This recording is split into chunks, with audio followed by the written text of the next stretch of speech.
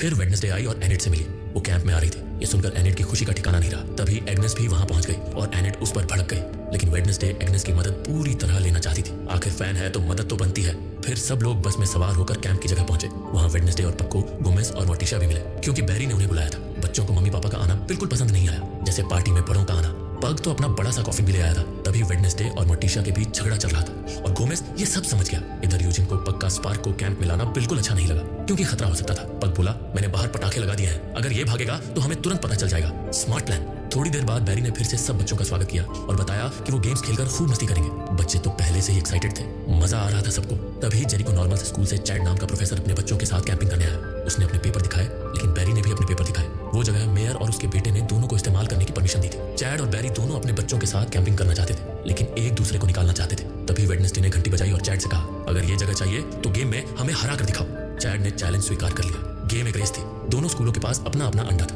और हर स्कूल के 10 बच्चे खेलने वाले थे। उनमें से 5-5 की 2 जोड़ियां बननी थी। पहली जोड़ी को जंगल में जाकर अपने अंडे की रक्षा करनी थी और दूसरी स्कूल की जोड़ी उसे चुराने वाली थी। चुराने के बाद फ्लेयर गन से सबको बताना था। फिर चुराया हुआ अंडा कैंप में वापस लाकर टावर पर रखना था। जो पहले करे वो जीते। सब बच्चों ने नियम मान लिए और अपनी अपनी स्ट्रेटेजी बनाने लगे। वेडनेसडे काल के घर जाने से पहले ये गेम जीतना चाहती थी। तभी चैड ने अपने बच्चों से कहा, हमारे पास सुपर पावर नहीं है, इसलिए मैंने तुम्हारे लिए ढेर सारे हथियार रखे हैं, उन्हें इस्तेमाल करो और जीतो। फिर सब बच्चे जंगल में चले गए। वेडनेसडे और बियांका ने नॉर्मल्स के अंडे को देखा जहां उनके बच्चे खड़े थे। बियांका अपनी बोलने वाली पावर इस्तेमाल नहीं कर पाई, क्योंकि उनके हेडफोन्स की वजह से। उधर आउटकास्ट के अंडे के पास एजेक्स और उसका दोस्त थे। नॉर्मल्स ने एक तीर छोड़ा, जिसे एजेक्स की टोपी उड़ गई। उसका दोस्त डरकर पत्थर बन गया और एक नॉर्मी ने एजेक्स को पकड़ लिया। दूसरा अंडा लेकर भागा और फ्लेयर गन से सबको बताया। वेडनेसडे ये देखकर गुस्से में आ गई और एनेट को भेजा।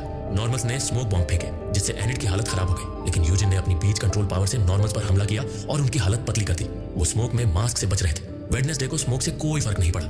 उसने जाकर अंडा ले लिया और फ्लेयर गन से सबको बता दिया। आउटकास्ट बच्चे सुपर खुश। फिर वेडनेसडे अपने दोस्तों के साथ पहाड़ी पर पहुंची और देखा कि एक नॉर्मी लड़का टावर पर चढ़ रहा था। वेडनेसडे ने एक तीर से रस्सी टावर पर बांध दी और लटक कर टावर के पास पहुंच गई। वो लड़का अपना अंडा रखने वाला था, लेकिन वेडनेसडे ने उसे लात मारकर बेहोश कर दिया। फिर अपना अंडा वहां रख दिया। जीत उनकी। सब लोग बहुत खुश हुए और वेडनेसडे के अंडे से धमाका हुआ, जिससे वो जगह नेवरमोर स्कूल को कैंप के लिए मिल गई।